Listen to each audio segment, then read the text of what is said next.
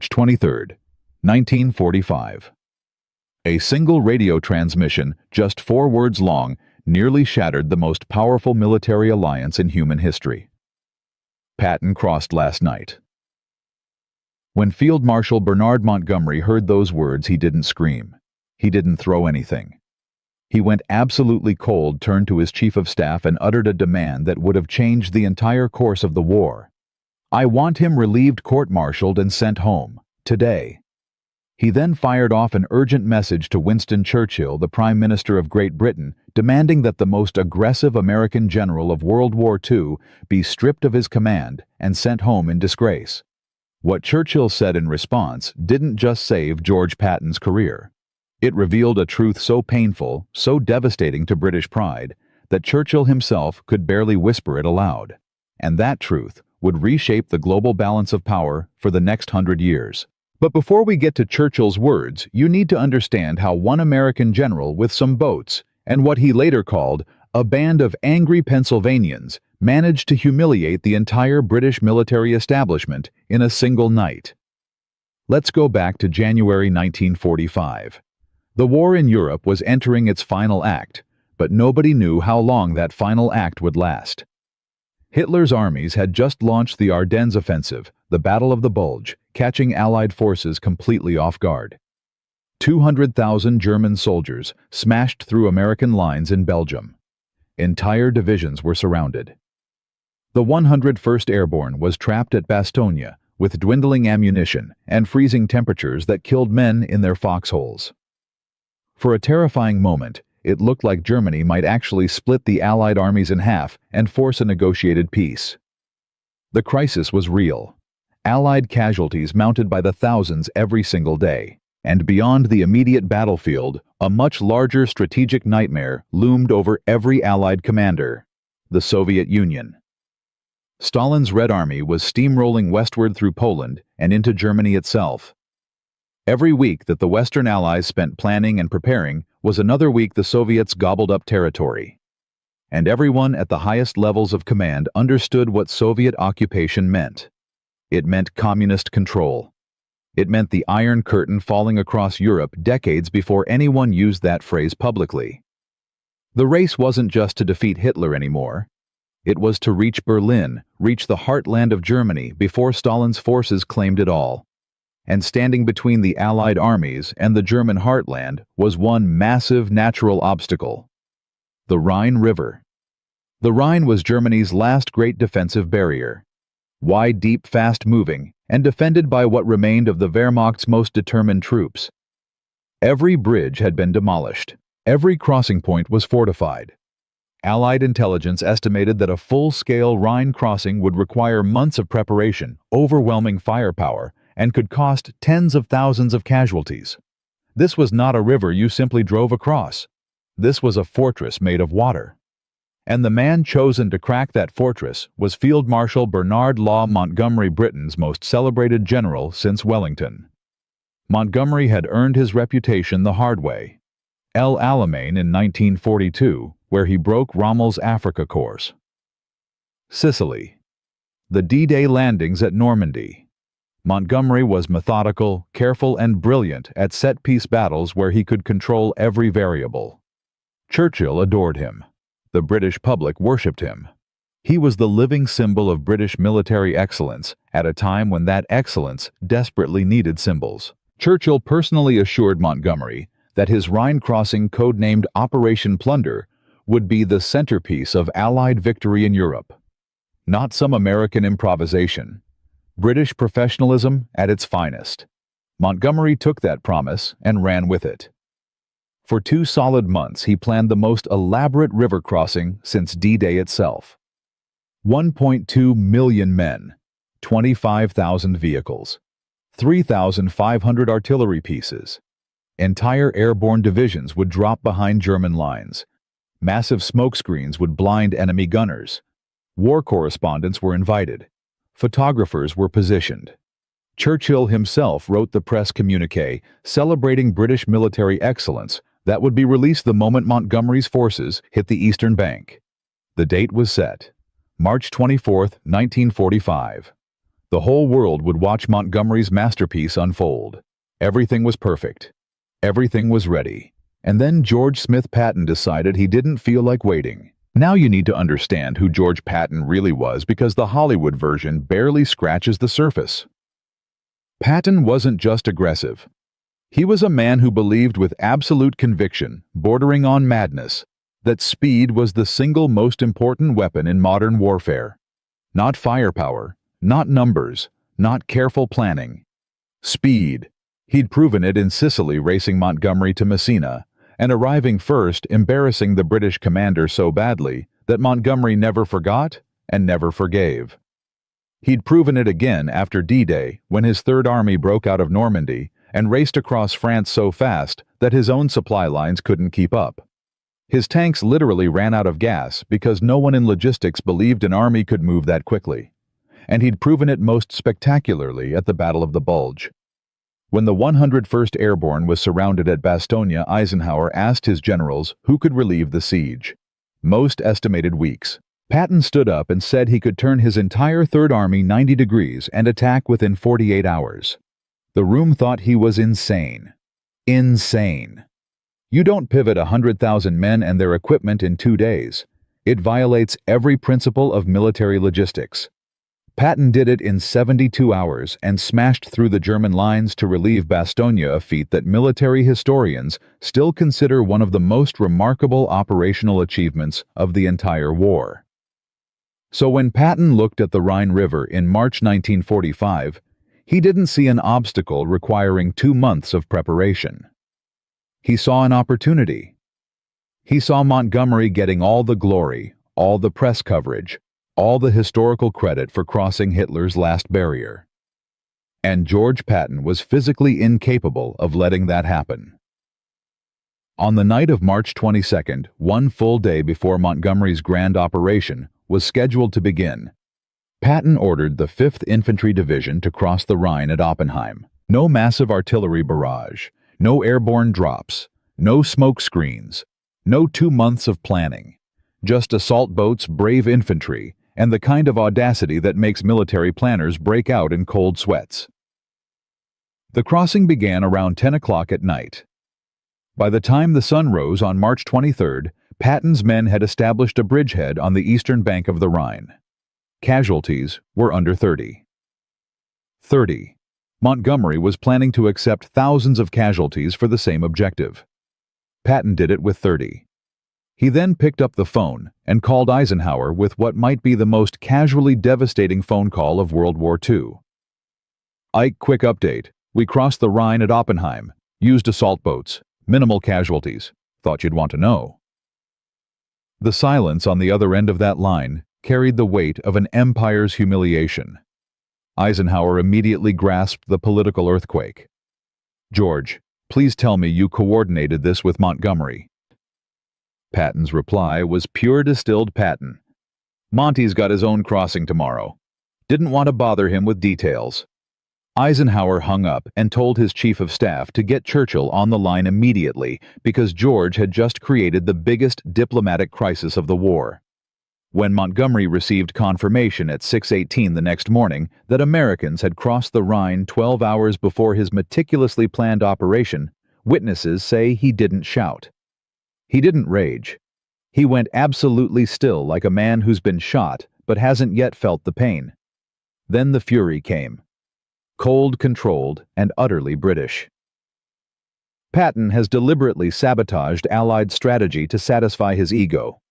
This is insubordination at the strategic level. I want him relieved, court-martialed, and sent home today. His chief of staff attempted reason. "Sir, the crossing was successful.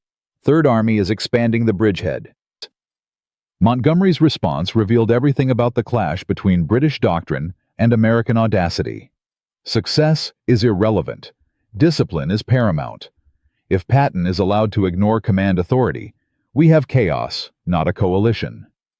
He drafted an immediate message to Churchill containing 2 sentences that could have ended Patton's career and changed history. "American general has conducted unauthorized operation violating agreed strategic framework. Request you demand Eisenhower relieve Patton immediately." Churchill received that message at 9:15 in the morning while sitting in his command aircraft minutes from landing in Germany to witness Montgomery's grand show. His military secretary watched the Prime Minister read it 3 times. Dosme, what are the facts? The facts were simple and devastating. Patton had crossed the Rhine with almost no preparation, almost no casualties, and almost no permission. He had achieved in one night what Montgomery needed 2 months and over 1 million men to attempt. Churchill stared out the aircraft window at the German countryside below and understood that he was facing the most impossible decision of the war. Not a military decision, a political one, a civilizational one. If he supported Montgomery and demanded Patton's firing, he would be telling the world that Britain valued protocol over victory, that an American general was being punished for winning too fast without British approval. The American public would be outraged. The American military would be furious. And the already fragile alliance might crack at the worst possible moment. But if he sided with Patton, he would be publicly admitting what he had privately known for months. That British military methods, however professional, however careful, however admired, had been surpassed. That the empire which once ruled the waves and set the global standard for military excellence was now the junior partner in someone else's war. The plane landed at 10:52. Montgomery was waiting on the tarmac, ramrod straight, face carved from granite. He saluted and said, "Prime Minister, thank you for coming to witness Operation Plunder." Churchill looked at his field marshal, the man he had championed for 3 years, the man who represented everything Churchill believed about British military tradition, and said 5 words that changed their relationship forever. "Field Marshal, I received your message. Walk with me."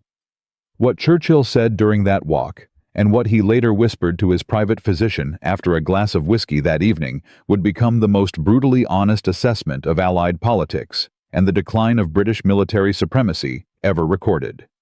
Montgomery demanded Patton's head. Churchill had to decide whether to give it to him or admit an empire's twilight.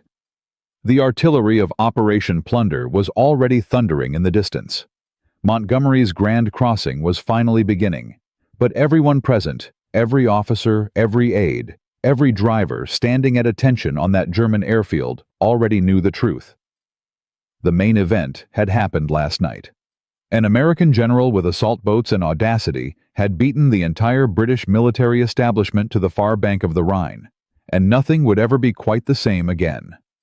In Part 2, we will hear exactly what Churchill told Montgomery during that private walk, the words that made a field marshal go pale, the whispered confession to his physician that revealed the death of an empire's military pride, and the secret message Churchill sent to Eisenhower that sealed Patton's fate and changed the post-war world forever. Because what Churchill decided that morning didn't just save one general's career, it acknowledged a shift in global power that we are still living with today. In Part 1, George Patton crossed the Rhine with assault boats and audacity, beating Montgomery's million-man operation by 12 hours. Montgomery demanded Patton be fired.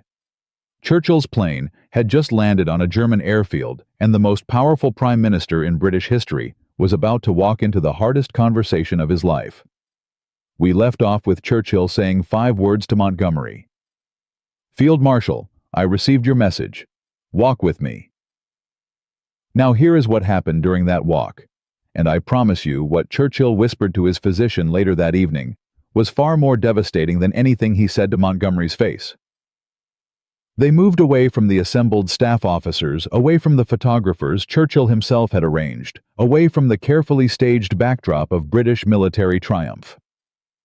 Montgomery began talking before they'd taken 10 steps. His voice was controlled but brittle like steel under too much pressure. "Prime Minister, I must insist that Patton be relieved of command. His insubordination cannot be allowed to stand. He has violated every principle of Allied coordination. He has made a mockery of 2 months of planning. He has endangered the entire strategic framework." Churchill let him finish. That alone told Montgomery something was wrong. Churchill was famous for interrupting. Churchill interrupted kings, presidents, and generals mid-sentence, without a flicker of hesitation. The fact that he let Montgomery speak uninterrupted meant he was choosing his words with surgical precision. When Montgomery finished, Churchill asked one question. Just one. "Bernard, if Patton had come to you 3 days ago and asked permission to cross at Oppenheim with assault boats, what would you have said?" Montgomery answered immediately. "I would have denied it. His crossing diverts resources and attention from the main effort." Churchill nodded slowly. "Your main effort.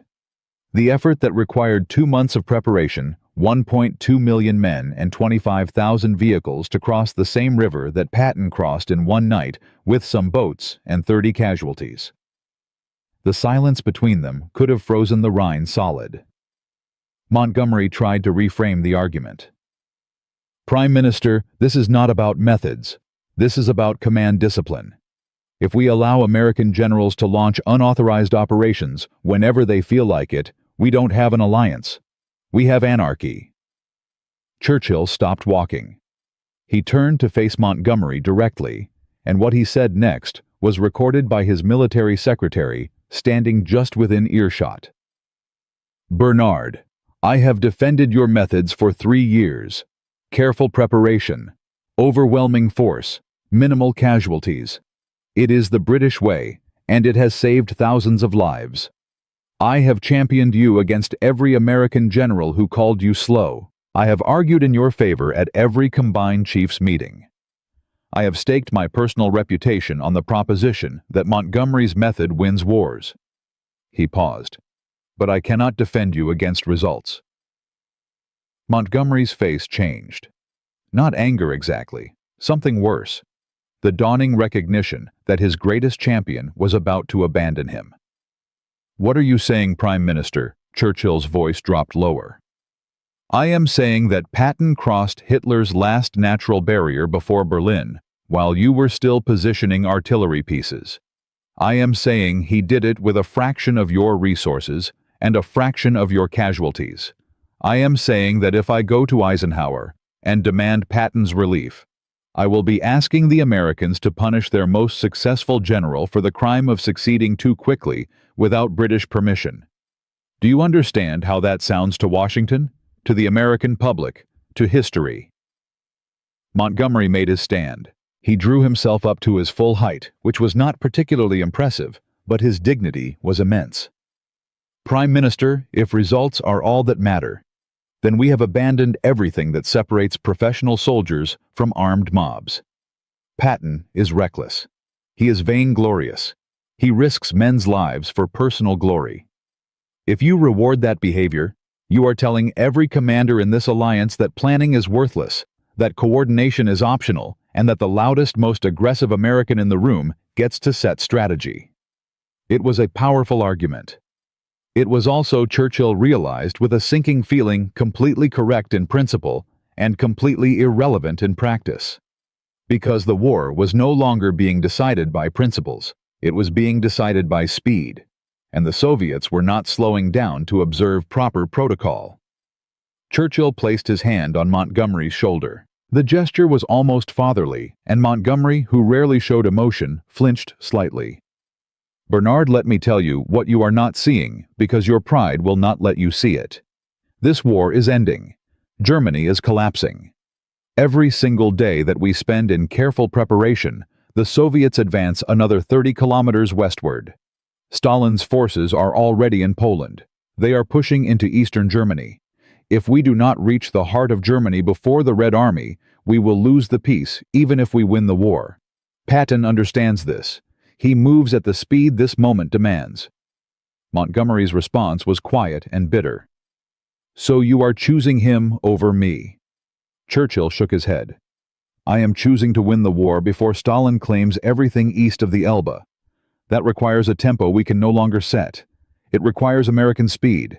And yes, Bernard, it requires George Patton, insubordinate and insufferable as he is."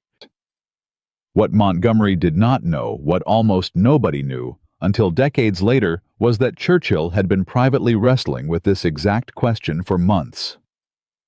After the Battle of the Bulge in December 1944, when Patton pivoted his entire Third Army and relieved Bastogne in 72 hours, Churchill wrote in his private diary, 6 words that would have caused a political earthquake if they had been published at the time. Patton does in days what takes us weeks. In January 1945, watching Montgomery's agonizingly slow advance through the Netherlands, while Patton's Third Army raced across France like a steel hurricane, Churchill confided to his physician Lord Moran, "The Americans have learned to move faster than we can think, and I fear they have learned it from watching our caution and deciding to do the opposite." Now standing on a frozen German airfield, watching Montgomery's massive operation finally begin, hours after Patton had already accomplished the same objective, Churchill could no longer avoid the truth. British military doctrine. The careful, methodical, overwhelming force doctrine that had won at El Alamein and carried the empire through its darkest hours had been overtaken by American operational speed. Not because British soldiers were less brave, not because British officers were less intelligent, but because the American military machine had evolved a philosophy of warfare that prioritized movement over preparation, initiative over coordination, and results over process. And in the final months of a collapsing enemy, that philosophy was winning. Montgomery made one last attempt. His voice had lost its commanding edge and carried something almost like pleading. "Prime Minister, if Patton is not disciplined for this, you set a precedent that will haunt this alliance. You are telling every American commander that they can ignore British authority whenever they choose. You are telling the world that we are the junior partner." Churchill's reply was devastating precisely because it was so quiet. "Bernard, we are the junior partner. We have been since 1943. The Americans provide 70% of Allied forces in Europe. They bear the majority of casualties on the Western Front. They fund the majority of operations. They manufacture the majority of equipment. Their general just demonstrated that he can accomplish in one night what our best commander needs 2 months to attempt. I did not make us the junior partner, Bernard. I merely can no longer pretend otherwise." The sound of artillery rolled across the airfield. Operation Plunder Montgomery's meticulously choreographed Rhine crossing was finally underway. Thousands of guns firing, airborne troops dropping from the sky, smoke screens billowing across the river. It was magnificent in its scale and precision. And it was as every officer on that airfield privately understood the second crossing of the Rhine. The main event had happened last night, conducted by a man Montgomery despised with every fiber of his professional being. Churchill returned to his aircraft without watching Montgomery's operation unfold. His military secretary recorded what happened next. The Prime Minister sat in complete silence for 20 minutes. He stared at the wall of the aircraft cabin. He did not drink. He did not smoke, which for Churchill was the equivalent of a medical emergency. Then he asked for dictation. The message was addressed to General Dwight D. Eisenhower, Supreme Allied Commander. "General, I have received Field Marshal Montgomery's formal request that General Patton be relieved of command for conducting an unauthorized Rhine crossing. After careful consideration, I must decline to support this request. General Patton's operation, while uncoordinated with Allied planning, was successful and contributes materially to Allied objectives. I recommend no disciplinary action be taken." Churchill paused before signing. Then he picked up a pen and added a handwritten postscript in his unmistakable scrawl. "Ike, keep Patton moving. We cannot match his speed, but we cannot afford to lose it either.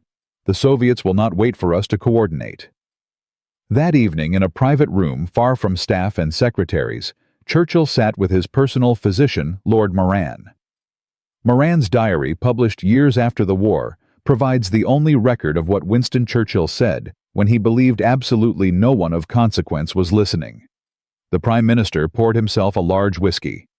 He looked, Moran wrote, like a man who had just attended his own funeral. "Charles Bush did something today that I never imagined I would do. I chose American results over British pride." He took a long drink. "Montgomery will never forgive me. The military establishment will be furious. The chiefs of staff will send protests. There will be whispers that I have betrayed the army. And they will all be right. I have chosen an American cowboy over a British field marshal. Because the American cowboy crossed the Rhine first, and nothing I say or do can uncross it. Moran asked if he regretted the decision. Churchill's answer was immediate and absolute. Not for 1 second. Pride does not win wars, Charles. Speed wins wars. Patton understands something that Montgomery refuses to accept. In the final stages of a collapsing enemy, the commander who moves fastest captures the most territory, takes the most prisoners, and saves the most lives on both sides. Every day Patton advances is a day fewer that German soldiers have to die defending a lost cause. Every mile he covers is a mile the Soviets do not get to claim. But Churchill was not finished. He poured a second whiskey, which Moran noted was unusual even for Churchill at that hour. Here is what truly disturbs me, Charles, and I ask you to record this accurately, because I want history to understand what happened today. Bernard Montgomery is right. On every point of military law and protocol, he is absolutely correct. Patton violated command structure. He ignored coordination requirements. He conducted a major operation without authorization from any superior officer. In any properly run military organization, he would face court-martial and disgrace. Churchill leaned forward, and Moran recorded that his eyes held a sadness that had nothing to do with the war, and everything to do with something much larger. But we are not running a properly organized military, Charles. We are running a coalition of competing national interests in which the partner with the most resources makes the rules. And that partner is no longer Britain.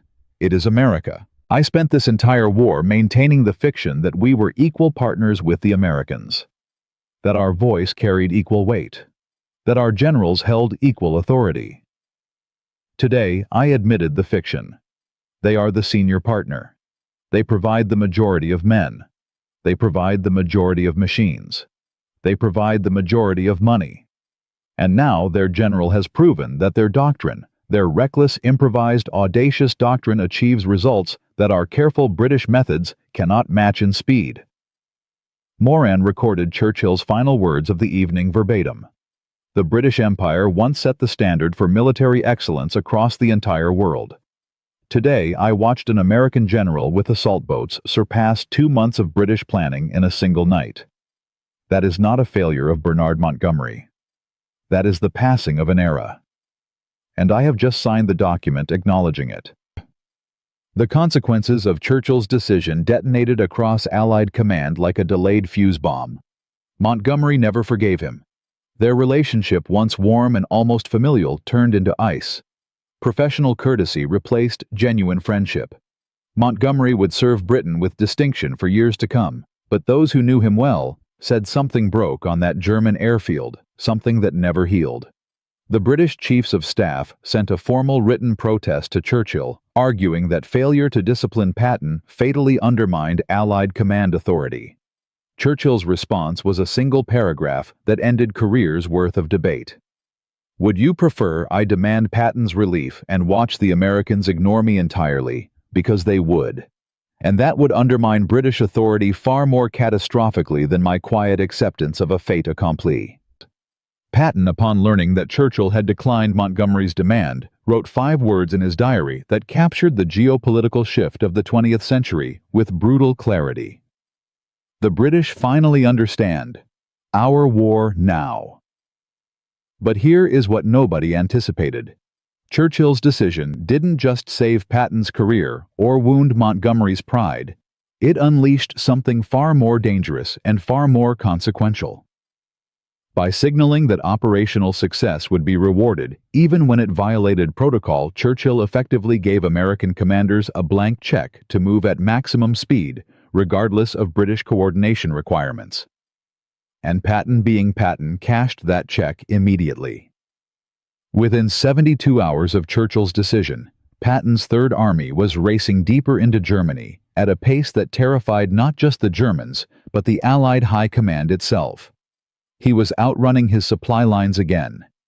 He was taking risks that made Eisenhower physically ill. He was heading east at a speed that threatened to put American forces face to face with Soviet troops before anyone had agreed on where the two armies should meet.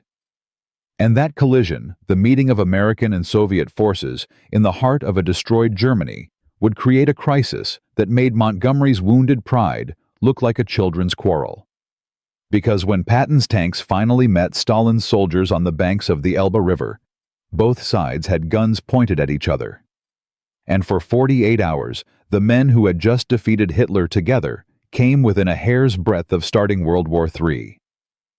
In Part 3, we will see exactly what happened when Patton's forces collided with the Red Army, why Eisenhower had to personally intervene to stop Patton from attacking the Soviets, and the terrifying secret order that Churchill sent in the final days of the war, a document so explosive it remained classified for 50 years. The war against Germany was almost over, but the war for Europe's future was just beginning. And George Patton was about to become the most dangerous man on the continent. Let me recap where we are. In Part 1, George Patton crossed the Rhine with assault boats and 30 casualties, beating Montgomery's million-man operation by 12 hours. In Part 2, Churchill walked with Montgomery on a frozen German airfield and refused to fire Patton, choosing American speed over British pride. Then Churchill sent Eisenhower a message with a handwritten postscript that read like a starting gun: "Keep Patton moving." And Patton moved.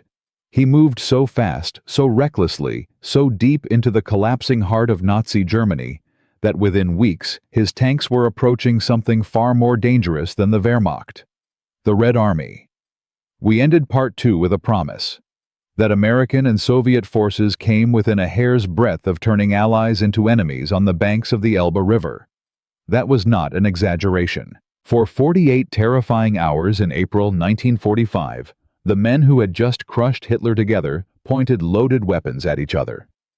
And the man responsible for that crisis was the same man Churchill had just saved from court-martial. This is where the story stops being about pride and protocol. This is where it becomes about the fate of the entire post-war world. Churchill's refusal to discipline Patton sent a shockwave through Allied command that reached all the way to Moscow. Stalin's intelligence network, which had penetrated virtually every level of Western Allied planning, reported the Rhine crossing incident within hours. The Soviet assessment was blunt and alarming. The British have lost control of American military operations. Patton is operating independently. He is heading east at maximum speed. Stalin understood immediately what this meant.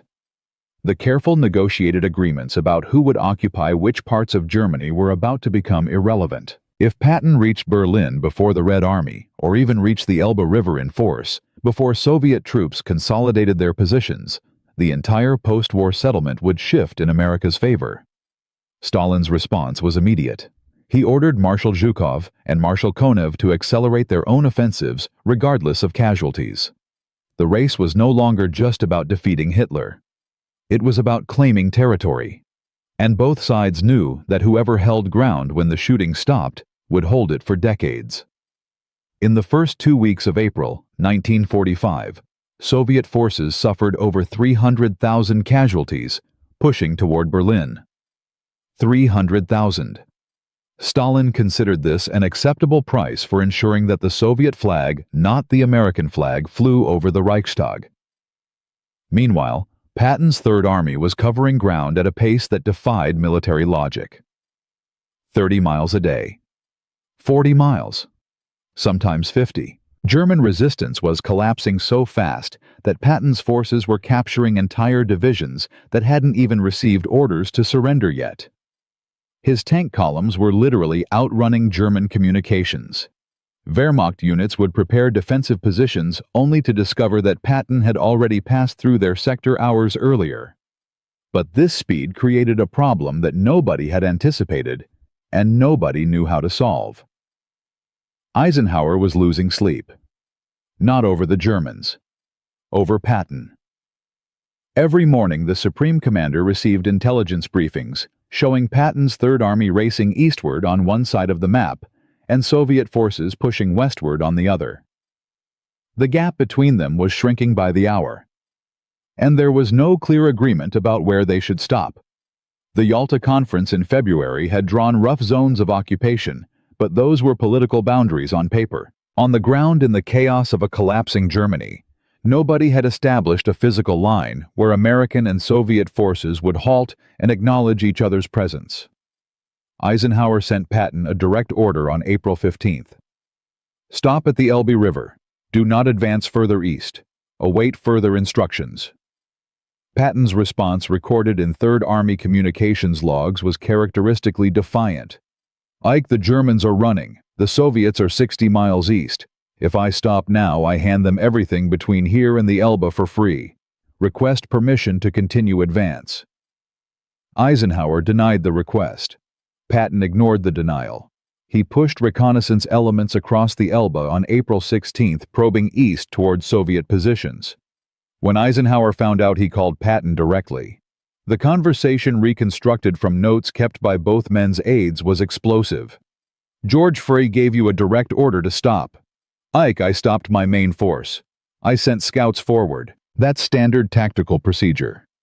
"You sent an armored company across the Elbe, George. That's not scouting. That's an advance." "It's aggressive scouting. Pull them back. Now. Before you start a war with the Russians." But here is what made this crisis infinitely more dangerous than a simple disagreement between generals. Patton did not want to pull back.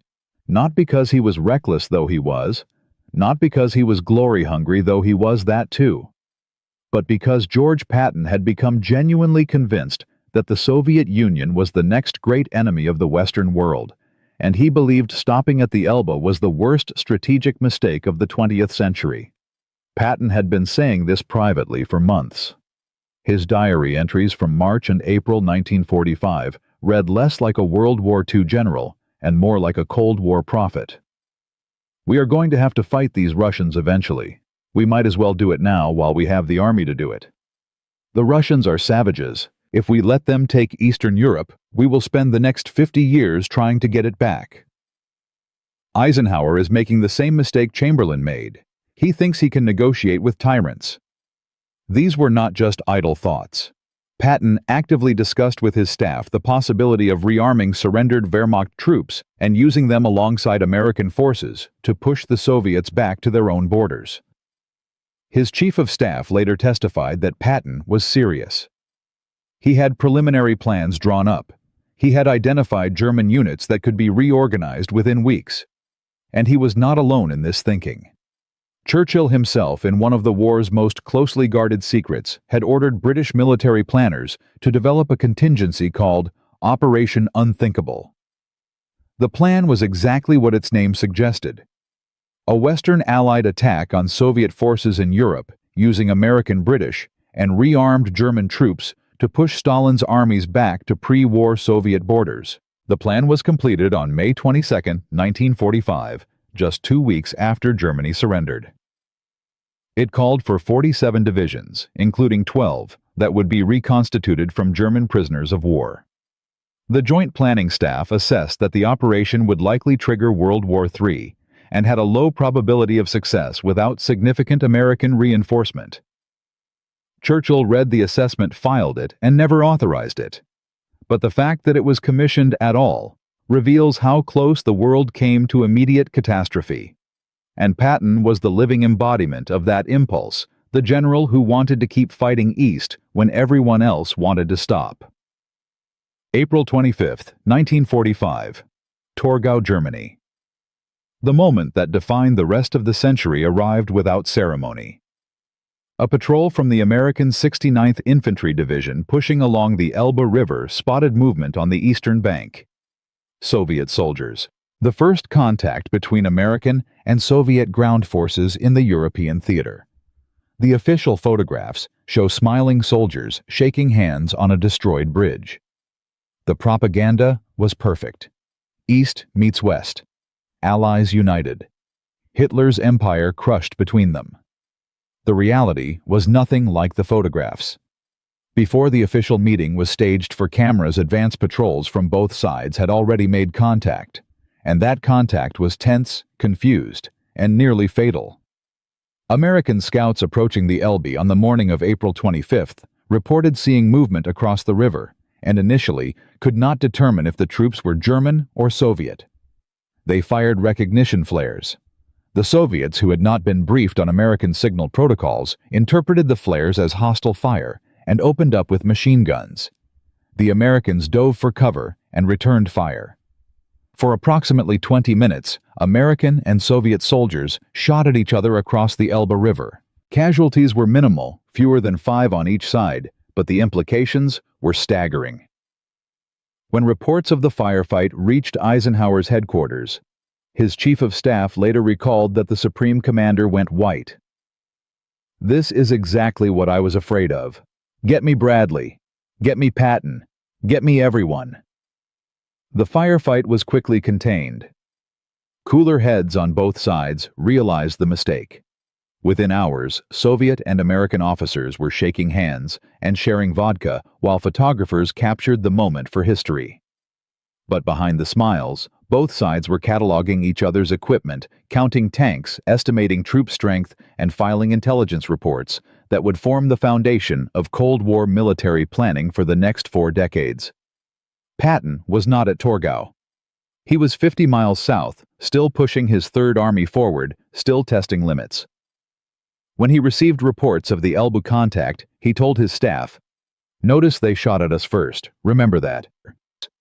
But the near disaster at the Elbe accomplished what Eisenhower's direct orders had failed to do. It finally convinced the Allied High Command that the advance had to stop. Not because the Germans were still fighting, though some were, but because continuing east meant continuous contact with Soviet forces, and every contact carried the risk of escalation. On April 28, Eisenhower issued his most forceful order of the entire war. All American forces were to halt in place. No further eastward movement, no exceptions, no creative interpretations, no aggressive scouting. Patton complied. Reluctantly, furiously, but he complied. Years later in his memoirs, he wrote that stopping at the Elbe was the greatest regret of his military career. "We had the army, we had the momentum, we had the moral authority, and we stopped. History will judge whether that was wisdom or cowardice." The broader impact of the Patton crisis rippled far beyond the banks of the Elbe. Churchill's decision to protect Patton after the Rhine crossing had set in motion a chain of events that fundamentally shaped the post-war world. By allowing Patton to operate at maximum speed, the Western Allies had pushed deeper into Germany than anyone expected. Patton's Third Army liberated territory that would become the heart of West Germany, capturing Thuringia, parts of Saxony, and advancing into Czechoslovakia before being ordered to halt. American forces held ground that the Yalta agreements had assigned to the Soviet zone of occupation. For several weeks, Patton's conquests gave the Western Allies enormous diplomatic leverage. Stalin wanted that territory. Truman and Churchill could negotiate its return in exchange for Soviet concessions elsewhere, particularly in Berlin, where access rights for Western forces had not been clearly defined. The final settlement gave the Soviets their agreed occupation zone, but guaranteed Western Allied access to Berlin, a compromise that would sustain the divided city through 4 decades of Cold War, the Berlin airlift, and the construction and fall of the wall itself. Military historians have debated for 80 years whether Patton's unauthorized Rhine crossing and subsequent rampage through Germany ultimately shortened the war. The consensus is remarkable. Patton's speed forced German commanders to abandon defensive positions they had planned to hold for weeks. His Third Army captured over 1 million German prisoners in the final months of the war. His advance prevented the formation of the so-called National Redoubt, a rumored last-stand fortress in the Bavarian Alps that could have prolonged fighting by months. Conservative estimates suggest Patton's operational tempo shortened the European war by 2 to 4 weeks. In a conflict where approximately 15,000 people were dying every single day on all fronts, combined 2 to 4 weeks translates to roughly 200,000 to 400,000 lives. That is the human calculus behind Churchill's decision. By refusing to fire, a reckless, insubordinate, vainglorious American general, Winston Churchill, may have saved more lives than any single decision he made during the entire war. Montgomery watched all of this from a distance that was geographic but also emotional. His Operation Plunder succeeded magnificently. His Rhine crossing was a textbook operation that military academies still study today. His forces advanced through northern Germany with the careful, methodical precision that defined his entire career. He liberated the concentration camp at Bergen-Belsen, one of the most haunting moments of the war. He accepted the surrender of all German forces in northwestern Germany, Denmark, and the Netherlands on May 4, 1945, 4 days before the final German capitulation. His record was extraordinary by any measure, but history remembers who crossed first, and it was not Montgomery. So Patton crossed the Rhine and triggered a cascade that nearly started World War III, reshaped the map of Europe, and helped save hundreds of thousands of lives. Churchill's decision on that German airfield was vindicated by results so enormous that even Montgomery's supporters struggled to argue he should have been fired. But here is the question that Part 4 will answer, and it is a question that changes everything you think you know about this story. What happened to these 3 men after the war ended? Churchill, the leader who chose speed over pride. Montgomery, the general who was right about protocol but wrong about the moment. And Patton, the warrior who won the argument, won the race, and then met a fate so strange, so suspicious, and so deeply ironic that historians are still arguing about it 80 years later. Because George Patton, the man who survived every bullet and shell the German army could throw at him across 3 years of combat, died not on a battlefield, but in the backseat of a Cadillac in a low-speed car accident 12 days before Christmas, 1945. And there are people, serious people with serious evidence, who believe it was not an accident at all. The war is over. But the final chapter of this story is the one that keeps historians awake at night. And it starts with a question that has never been fully answered. Who wanted George Patton dead? Let me trace the full journey to where we are. A reckless American general crossed the Rhine with assault boats and 30 casualties, humiliating the entire British military establishment. Winston Churchill refused to fire him, choosing speed over pride in the most painful decision of his premiership. Patton then raced so deep into Germany that his forces nearly started World War III when they collided with the Red Army at the Elbe. We ended Part 3 with a question that has haunted historians for 80 years. George Patton, the man who survived every bullet and bomb the Wehrmacht threw at him across 3 years of relentless combat, died not on a battlefield, but in a low-speed car accident on December 9, 1945, 12 days before Christmas. 6 months after the war, he helped win. And there are serious people with serious evidence who believe it was no accident at all. This is the final chapter. The one about what victory costs, what happens to the men who win wars, and the twist that nobody saw coming. The war in Europe ended on May 8, 1945.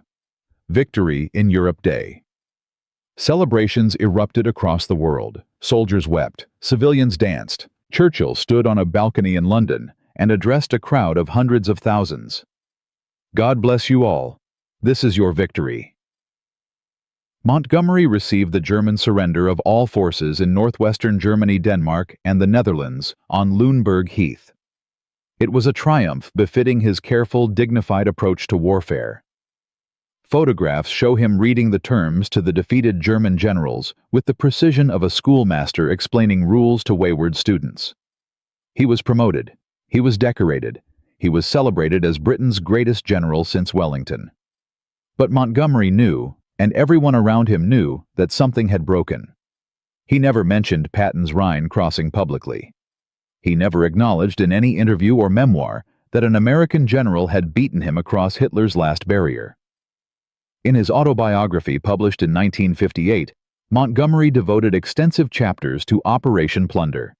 He described it as a masterpiece of military planning. He listed every artillery piece, every airborne division, every smokescreen.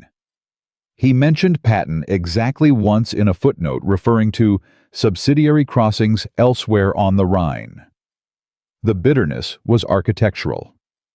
It was built into the very structure of his memory. Churchill's post-war fate was perhaps the cruelest irony in British political history. On July 26, 1945, less than 3 months after victory in Europe, the British people voted him out of office in a landslide. The man who had saved Western civilization was told in the most democratic way possible that his services were no longer required. Churchill was devastated. His wife Clementine tried to comfort him, suggesting it might be a blessing in disguise. Churchill's response was pure Churchill. At the moment, it seems quite effectively disguised. He retreated to writing, painting, and brooding. But the decision he made on that German airfield followed him. In private correspondence through the late 1940s and 1950s, Churchill returned again and again to the Patton question. Not whether he was right to save Patton's career. He never doubted that. But what it meant about Britain's place in the world. In a 1948 letter to Field Marshal Alan Brooke, Churchill wrote, "The Americans taught us something at the Rhine that we have still not fully absorbed. In the age of mechanized warfare, the nation that moves fastest dominates, and we are no longer that nation. We must find other ways to matter." It was a remarkable admission from a man who had spent his entire life celebrating British imperial greatness. Churchill won the Nobel Prize in Literature in 1953 for his war memoirs. In Volume 6, he wrote about the Rhine crossings with characteristic elegance, praising Montgomery's professionalism while acknowledging Patton's extraordinary dash. But in the margins of his working manuscript discovered decades later by researchers, Churchill had written and crossed out a far more honest sentence. Patton made Montgomery obsolete in a single night. I pray Britain never becomes as obsolete as her methods. He died on January 24, 1965, 70 years to the day after his father. His funeral was the largest state funeral in British history. But the real legacy of that conversation on the German airfield was not personal. It was something far larger than any one man's reputation. And then there was Patton. George Smith Patton, Jr., the general who won the race and changed the century. His fate after the war was the strangest and most troubling of the three. When Germany surrendered, Patton was appointed military governor of Bavaria. It was a political role, and Patton was spectacularly unsuited for politics. Within weeks, he was making public statements that horrified Washington. He compared the Nazi Party to American political parties, suggesting that most Nazis had joined for career advancement rather than ideology. He resisted denazification policies, arguing that former Nazi administrators were needed to keep Germany functioning. He openly and repeatedly stated that the real enemy was the Soviet Union, and that America should rearm Germany immediately and push the Soviets back to Moscow. Eisenhower relieved him of command on October 2, 1945. Not for crossing the Rhine without permission, not for nearly provoking a war with the Soviets at the Elbe, but for comparing Nazis to Democrats and Republicans in a press conference. Patton was reassigned to command the 15th Army, a paper organization tasked with writing the official history of the war. It was a desk job, a humiliation. The most aggressive combat general of World War II was put behind a desk to write reports. Patton knew exactly what it meant. He wrote to his wife Beatrice, "All good things must come to an end. The best is now past." On December 9, 1945, Patton was riding in the back seat of a 1938 Cadillac Model 75 near Mannheim, Germany. He was on his way to a pheasant hunting trip. At approximately 11:45 in the morning, an army truck made a left turn in front of Patton's car. The collision was low speed. No one else in either vehicle was seriously injured, but Patton struck his head on the partition between the front and rear seats. He suffered a cervical spinal cord injury that left him paralyzed from the neck down. He died 12 days later on December 21, 1945, at the age of 60. He was buried at the American Military Cemetery in Luxembourg, alongside the soldiers of his Third Army who had died in the Battle of the Bulge. He had specifically requested to be buried with his men rather than return to the United States. His final words to his wife were, "This is a hell of a way to die." The official explanation has never been questioned by military authorities.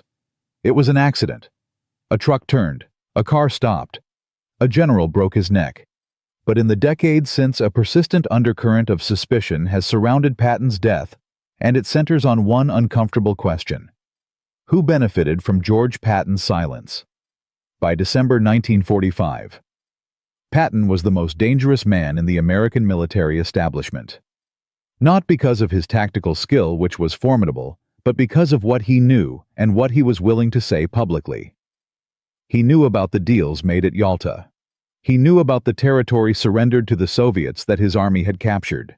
He knew about Operation Unthinkable, Churchill's secret contingency plan for war with the Soviet Union.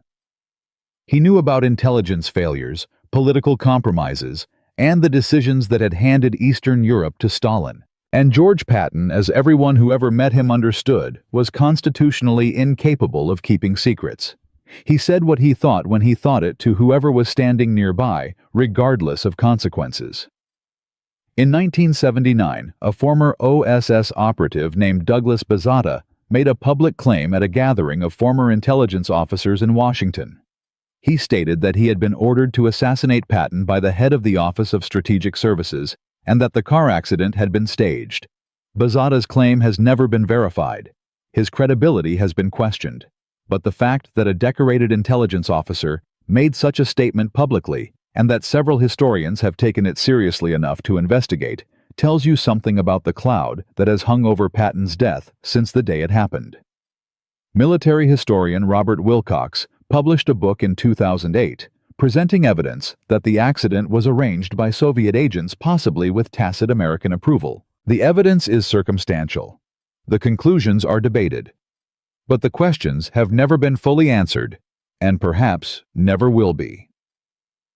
What makes this story matter 80 years later is not the conspiracy theories. It is the lesson that Churchill, Montgomery, and Patton collectively taught the world about power, pride, and the price of innovation. Every major military transformation in history has followed the same pattern.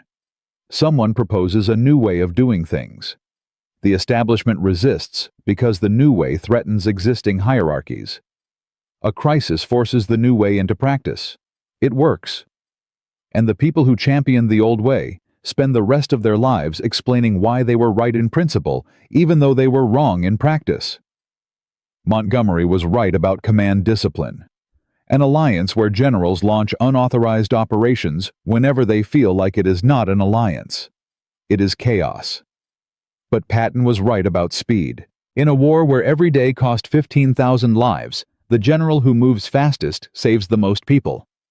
And Churchill was right about the hardest truth of all. Sometimes you have to choose between the system that keeps order and the maverick who wins wars. And there is no clean answer. There is only the choice. This pattern did not end with World War II.